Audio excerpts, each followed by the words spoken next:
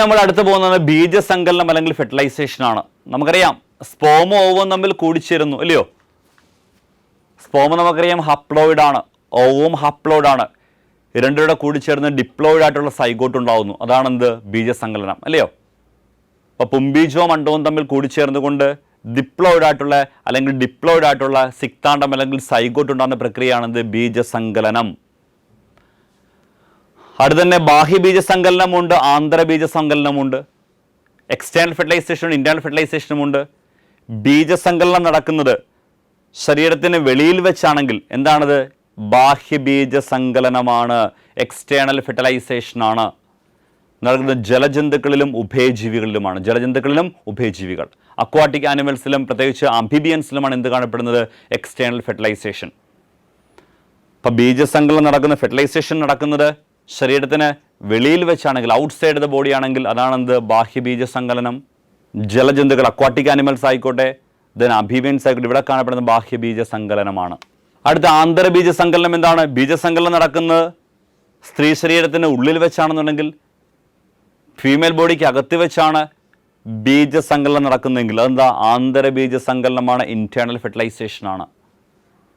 കരജന്തുക്കൾ, land animals, കരജന്തുക്കൾ, മനുഷ്യൻ ഉൾപ്പെടെ നമ്മളിലൊക്കെ internal fertilisation ആണല്ലോ. സോ ലാൻഡ് ആനിമൽസിലൊക്കെ പ്രധാനമായിട്ട് കാണപ്പെടുന്നത് എന്താണ്? ആന്തരബീജസങ്കലനമാണ്. ഓക്കെ. അപ്പോൾ സ്പോമും ഓവും തമ്മിൽ, അണ്ടവും ബീജവും തമ്മിൽ കൂടിച്ചേരുന്ന പ്രോസസ്സാണ് ബീജസങ്കലനം അല്ലെങ്കിൽ ബീജസംയോഗം, ഇംഗ്ലീഷിൽ ഫെർട്ടിലൈസേഷൻ എന്ന് പറയും. ഇവർ തമ്മിൽ കൂടിച്ചേരുന്നത് ശരീരത്തിന് വെളിയിൽ വെച്ചാണെങ്കിൽ എക്സ്റ്റേണൽ ഫെർട്ടിലൈസേഷൻ ആണ്, ബാഹ്യബീജസങ്കലനമാണ്. ഇവർ തമ്മിൽ കൂടിച്ചേരുന്ന ശരീരത്തിന് അകത്ത് വെച്ചാണെങ്കിൽ ആന്തരബീജസങ്കലനമാണ്, ഇന്റേണൽ ഫെർട്ടിലൈസേഷൻ ആണ്. ഇനി അടുത്താണ് അഗ്ലൂട്ടിനേഷൻ. ഇതൊക്കെ നമ്മൾ ഡിഗ്രി ലെവൽ ടോപ്പിക്കുകളാണ്. പക്ഷേ നിങ്ങൾ പഠിക്കുന്ന സമയത്ത് സിലബസിൽ പറഞ്ഞതുകൊണ്ട് ആ പെരിഫറി ആയിട്ട് കാര്യങ്ങൾ മനസ്സിലാക്കണം. എന്താണ് ഈ എന്താണ് അഗ്ലൂട്ടിനേഷൻ? മീൻ ഒത്തുചേരുക, കൂടിച്ചേരുക, അഗ്ലൂട്ട് ചെയ്യുക, ക്ലംബ് ചെയ്യുക, അടിഞ്ഞുകൂടുക എന്നൊക്കെയാണ് അഗ്ലൂട്ടിനേഷൻ വേർഡിൻ്റെ മീനിങ് അല്ലയോ. അടിഞ്ഞുകൂടുക, ഒത്തുചേരുക, കൂടിച്ചേരുക എന്നൊക്കെയാണ് അഗ്ലൂട്ടിനേഷൻ, ക്ലംബിങ് എന്ന് പറയും. അതായത് ഒരേ സ്പീഷീസിൽപ്പെട്ട സ്പോമും അതേ സ്പീഷീസിൽപ്പെട്ട ഓവത്തിൻ്റെ പ്രതലത്തിൽ ഇങ്ങനെ എന്ത് ചെയ്യും? അടിഞ്ഞുകൂടും. ആ പ്രക്രിയയാണെന്ത്? അഗ്ലൂട്ടിനേഷൻ. ഓക്കെ. ഒരേ സ്പീഷീസിൽപ്പെട്ട സ്പോംസ് അതേ സ്പീഷീസിൽപ്പെട്ട ഓവത്തിൻ്റെ സർഫസിലേക്ക് ഇങ്ങനെ അടിഞ്ഞുകൂടുന്ന പ്രക്രിയയാണെന്ത്? അഗ്ലൂട്ടിനേഷൻ. ഓക്കെ. എന്താണ്? ഒരേ സ്പീഷീസിൽപ്പെട്ട സ്പോംസ് അതേ സ്പീഷീസിൽപ്പെട്ട ഓവത്തിൻ്റെ സർഫസിൽ പറ്റിപ്പിടിക്കുന്ന പ്രക്രിയയ്ക്ക് പറയുന്ന പേരാണെന്ത്? അഗ്ലൂട്ടിനേഷൻ. എന്താണത്? അഗ്ലൂട്ടിനേഷൻ. കടൽച്ചേനയുണ്ടല്ലോ, നമ്മൾ ഇംഗ്ലീഷിൽ സീ അർച്ചിൻ എന്ന് പറയും. സീ അർച്ചിൻ, കടൽച്ചേനയിൽ സ്പോമിൽ കാണപ്പെടുന്ന ബൈൻഡിൻ എന്നറിയപ്പെടുന്ന ഒരു പ്രോട്ടീനാണ് ഇതിന് സഹായിക്കുന്നത് കേട്ടോ. കടൽച്ചേന അല്ലെങ്കിൽ സീ അർച്ചിൻ ഉണ്ടല്ലോ, ആ സീ അർച്ചിനകത്ത് സ്പോമിൽ കാണപ്പെടുന്ന ബൈൻഡിൻ എന്ന് പറയുന്ന ഒരു പ്രോട്ടീൻ ഉണ്ട്. ഈ ബൈൻഡിൻ പ്രോട്ടീനാണ് എന്ത്? അഗ്ലൂട്ടിനേഷൻ സീ അർച്ചിനെ സഹായിക്കുന്നത്. എന്താ പ്രോട്ടീൻ്റെ പേര്? ബൈൻഡിൻ പ്രോട്ടീൻ. എന്താണത്? ബൈൻഡിൻ പ്രോട്ടീൻ. ഇനി ഉയർന്ന കശേരുകൾ, ഹയർ വെർട്ടിബ്രേറ്റ്സ് ആണെന്നുണ്ടെങ്കിൽ ഫെർട്ടിലിസിൻ എന്ന് പറയുന്ന എന്താണ് ഒരു പ്രോട്ടീൻ ഉണ്ട്, ഫെർട്ടിലൈസിൻ. അത് കാണപ്പെടുന്നത് ഇവിടെ അണ്ടത്തിലാണ് കേട്ടോ. ഓക്കെ. അപ്പോൾ ഉയർന്ന കശേരുക്കളിൽ അണ്ടത്തിലാറുണ്ട് ഫെർട്ടിലൈസിൻ എന്ന് പറയുന്ന ഒരു പ്രോട്ടീൻ ഉണ്ട്. സ്പോമിലാറുണ്ട് ആൻറ്റി ഫെർട്ടിലിസിൻ എന്ന് പറയുന്ന മറ്റൊരു എന്താണ് മോളിക്യൂളുണ്ട്.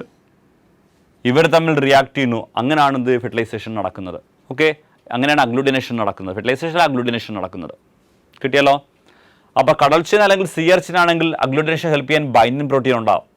എന്നാൽ ഉയർന്ന കശേരുകൾ, ഹയർ വെർട്ടിബ്രേറ്റ്സ് ആണെന്നുണ്ടെങ്കിൽ അണ്ടത്തിന് പുറമെ നമുക്ക് ആരെ കാണാം? ഫെർട്ടിലിസിൻ എന്ന് പറയുന്ന എന്താണ് ഒരു മോളിക്യൂളിനെ കാണാം. സ്പോമിലാറുണ്ട്, ആൻറ്റി ഫെർട്ടിലൈസിൻ ഉണ്ട്. ഇവർ തമ്മിൽ എന്ത് പ്രവർത്തിക്കുന്നു, ഇവർ തമ്മിൽ എന്ത് ബൈൻഡ് ചെയ്യുന്നു. അങ്ങനെയാണ് എന്ത് ചെയ്യുന്നത്? ഉയർന്ന കശേരുക്കളിൽ അഗ്ലൂട്ടിനേഷൻ നടക്കുന്നത്. Okay. Fertilizin and anti fertilizin. Fertilizin കാണപ്പെടുന്നത് അണ്ടത്തിൻ്റെ സർഫസിലാണ്, ആൻറ്റി ഫെർട്ടിലിസിൻ ആണെങ്കിൽ സ്പോമിൻ്റെ സർഫസിലാണ്. ഇതാണ് ഉയർന്ന കശേരുക്കളിൽ അഗ്ലൂട്ടിനേഷൻ. അപ്പോൾ എന്താ അഗ്ലൂട്ടിനേഷൻ എന്ന് പറഞ്ഞാൽ ഒരേ സ്പീഷീസിൽപ്പെട്ട പുംബീജങ്ങൾ അതേ സ്പീഷീസിൽപ്പെട്ട അണ്ടത്തിൻ്റെ പ്രതലത്തിൽ അടിഞ്ഞുകൂടുന്ന പ്രക്രിയയാണ് അഗ്ലൂട്ടിനേഷൻ. കടൽച്ചേന അല്ലെങ്കിൽ സീ അർച്ചിൻ ആണെങ്കിൽ ബൈൻഡിൻ പ്രോട്ടീൻ സഹായിക്കാറുണ്ട്. ഉയർന്ന വെർട്ടിബ്രേറ്റ്സുകളാണെങ്കിൽ ഫെർട്ടിലൈസിനുമുണ്ട്, ആൻറ്റി ഫെർട്ടിലൈസിനുമുണ്ട്. അടുത്താണ് കപ്പാസിറ്റേഷൻ. വളരെ പ്രധാനപ്പെട്ടതാണ് കപ്പാസിറ്റേഷൻ. നോക്കാം നമുക്ക് എന്താണെന്ന്. അതായത് ഈ പുംബീജങ്ങൾ ബീജസങ്കലനത്തിലുള്ള ശേഷി നേടുന്ന പ്രക്രിയയാണ് കപ്പാസിറ്റേഷൻ. സ്പോംസ് നമുക്കറിയാം, സ്പോംസ് അല്ലയോ, കുറേ കാര്യങ്ങൾ സ്പോംസ് നേരേണ്ടതായിട്ട് വരുന്നുണ്ട്. എന്തിനു വേണ്ടിയാണ് ഈ പറഞ്ഞിരിക്കുന്ന ഫെർട്ടിലൈസേഷൻ ചെയ്യണമെന്നുണ്ടെങ്കിൽ. ഓക്കെ. അങ്ങനെ ആ ഒരു കപ്പാസിറ്റി നേടിയെടുക്കുന്നു അല്ലേ. പുംബീജങ്ങൾ ബീജസങ്കലനത്തിലുള്ള ശേഷി നേടുന്ന പ്രക്രിയയാണ് കപ്പാസിറ്റേഷൻ. പുംബീജങ്ങൾ ബീജസങ്കലനത്തിലുള്ള ശേഷി നേടുന്ന പ്രക്രിയയാണെന്ത്? കപ്പാസിറ്റേഷൻ. അതായത് സ്പോംസ് ഫെർട്ടിലൈസിങ് കപ്പാസിറ്റി നേടിയെടുക്കുന്നു, അതാണെന്ത്? കപ്പാസിറ്റേഷൻ. ഇങ്ങനെ ഒരു കപ്പാസിറ്റേഷൻ കഴിഞ്ഞ സ്പോമിന് മാത്രമേ എഗ്ഗിൻ്റെ മെംബ്രൈൻസുകളെ പെനെട്രേറ്റ് ചെയ്ത് അകത്തോട്ട് കയറാൻ കഴിയത്തുള്ളൂ. ഓക്കെ, അപ്പോൾ ഇങ്ങനെ കപ്പാസിറ്റേഷൻ നടന്ന ഒരു സ്പോം ഉണ്ടെങ്കിൽ മാത്രമേ ഈ സ്പോമിന് എന്താണത്? എഗ്ഗിൻ്റെ മെംബ്രൈനിലൂടെ അകത്തോട്ട് കയറാൻ കഴിയത്തുള്ളൂ. സ്ഖലനം സംഭവിച്ച് അല്ലെങ്കിൽ ഇൻസെമിനേഷൻ കഴിഞ്ഞ് അല്ലെങ്കിൽ ഇജാക്കുലേഷൻ കഴിഞ്ഞ് ഏകദേശം 6 മണിക്കൂറിനുള്ളിൽ കപ്പാസിറ്റേഷൻ നടക്കുന്നത്. അത് ഓർത്തു വെക്കുക കേട്ടോ. അപ്പം എന്താണ്? ഇജാക്കുലേഷൻ കഴിഞ്ഞ് അല്ലെങ്കിൽ സ്ഖലനം കഴിഞ്ഞ് ഏകദേശം 6 മണിക്കൂറിനുള്ളിൽ വെച്ചാണ് കപ്പാസിറ്റേഷൻ. ഇത് നടക്കുന്ന എവിടെയാണെന്ന് അറിയുമോ? ഫീമെയിൽ റീപ്രൊഡക്റ്റീവ് ട്രാക്റ്റിൽ വെച്ചാണ് കേട്ടോ. അപ്പോൾ സ്പോം എവിടെത്തി? ഫീമെയിൽ റീപ്രൊഡക്റ്റീവ് ട്രാക്റ്റിലെത്തി ഇല്ലയോ? അവിടെ വെച്ചുകൊണ്ടാണ് സ്പോമിന് മാറ്റങ്ങൾ സംഭവിക്കുന്നത്. ഓക്കെ, അപ്പോൾ ഫീമെയിൽ റീപ്രൊഡക്റ്റീവ് ട്രാക്റ്റിൽ വെച്ചുകൊണ്ട് സ്പോം എന്താണ്? ഓവത്തിനെ ഫെർട്ടിലൈസ് ചെയ്യാനുള്ള കഴിവ് നേടിയെടുക്കുന്നു, അതാണത് കപ്പാസിറ്റേഷൻ. ഫീമെയിൽ റീപ്രൊഡക്റ്റീവ് ട്രാക്റ്റിൽ വെച്ചുകൊണ്ട് സ്പോം ഓവത്തിനെ ഫെർട്ടിലൈസ് ചെയ്യാനുള്ള കഴിവ് നേടിയെടുക്കുന്ന പ്രക്രിയയാണ് കപ്പാസിറ്റേഷൻ. ഇങ്ങനെ ഒരു സ്പോംസിന് മാത്രമേ എഗ്ഗിൻ്റെ മെംബ്രൈൻസുകളെ പെനിട്രേറ്റ് ചെയ്യാൻ കഴിയത്തുള്ളൂ. ഇജാക്കുലേഷൻ കഴിഞ്ഞ് ഏകദേശം 6 മണിക്കൂറിനുള്ളിലാണ് കപ്പാസിറ്റേഷൻ നടക്കുന്നത്.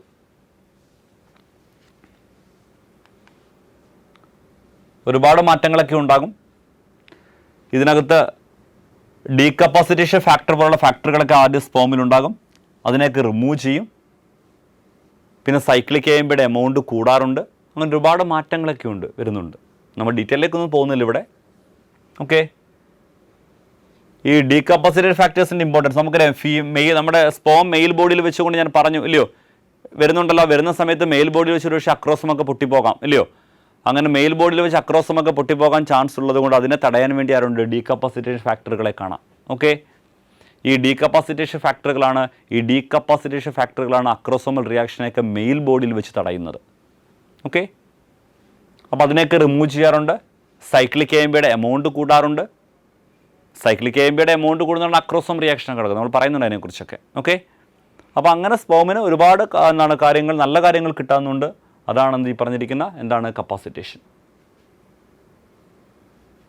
ഡീകപ്പാസിറ്റേഷൻ ഫാക്ടറുകളെ റിമൂവ് ചെയ്യാറുണ്ട്. സൈക്ലിക് AMP കൂടുന്നുണ്ട്. അങ്ങനെ കപ്പാസിറ്റഡ് സ്പോംസ് ആയിട്ട് മാറുന്നു. അങ്ങനെ ശേഷി നേടിയെടുക്കുന്ന പ്രക്രിയയ്ക്ക് വിളിക്കുന്ന പേരാണെന്ത്? കപ്പാസിറ്റേഷൻ. എന്താണത്? കപ്പാസിറ്റേഷൻ. ഇനി അടുത്താണ് അക്രോസോമൽ പ്രവർത്തനം.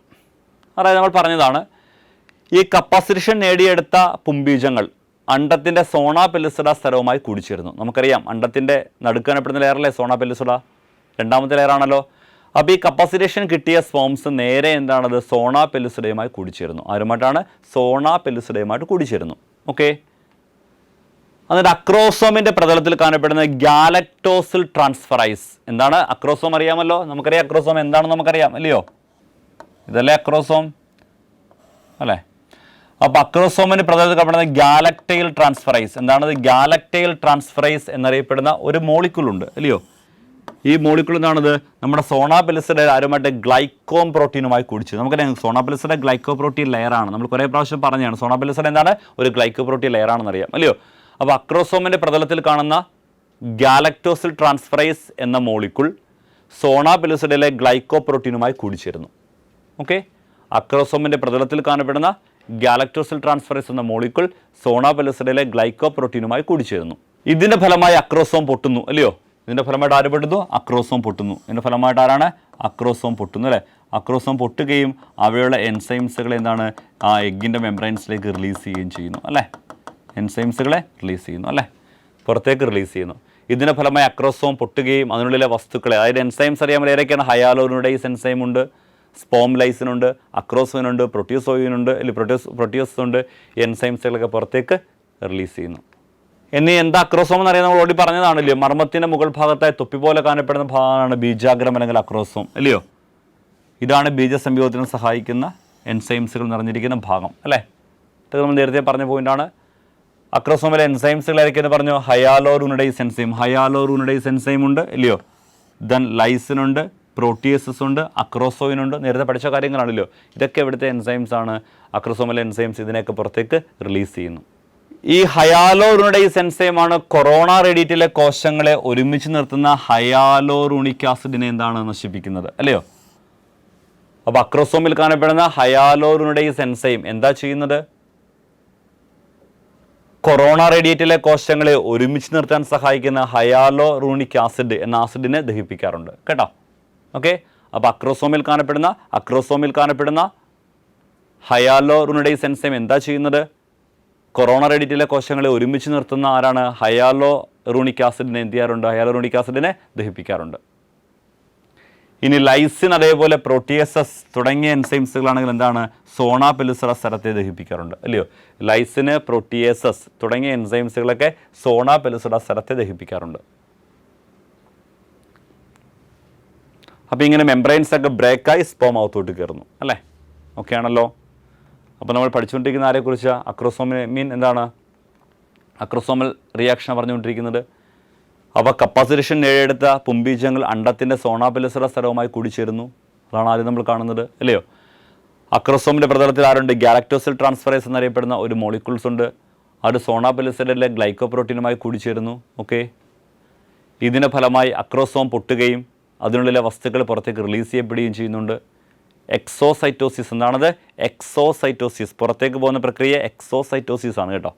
ഓക്കെ, ഇനി എന്താ അക്രോസോം? നമുക്കറിയാം, മർമ്മത്തിൻ്റെ മുകളിൽ തൊപ്പി പോലെ കാണപ്പെടുന്ന ഭാഗമാണ് അക്രോസോം. അക്രോസോമാണ് ഫെർട്ടിലൈസേഷൻ ഹെൽപ്പ് ചെയ്യുന്ന ഭാഗം.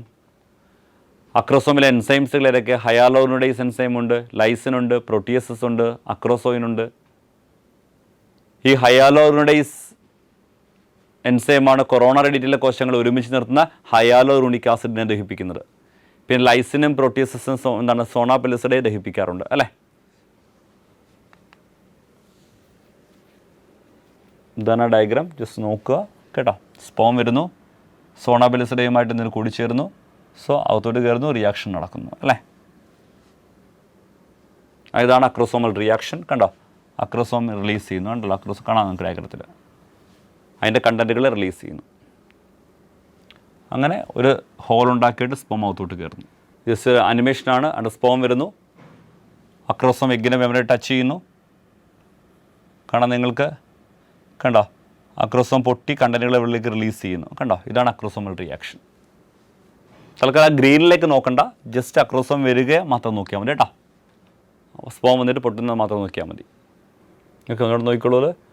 വേണ്ടേ, സ്പോം വരുന്നു, എഗ്ഗിൻ്റെ മെമ്പറേനെ ടച്ച് ചെയ്യുന്നു, അക്രോസോം ഇപ്പോൾ ബ്രേക്ക് ചെയ്യുന്നു, അക്രോസോമൽ റിയാക്ഷൻ, അക്രോസോമൽ കണ്ടൻറ്റ് വെളിയിലേക്ക് റിലീസ് ചെയ്യുന്നു, അല്ലേ? അങ്ങനെ ഹോൾസ് ഉണ്ടാകുന്നു. ഓക്കെ, ഇതാണ് അക്രോസോമൽ റിയാക്ഷൻ.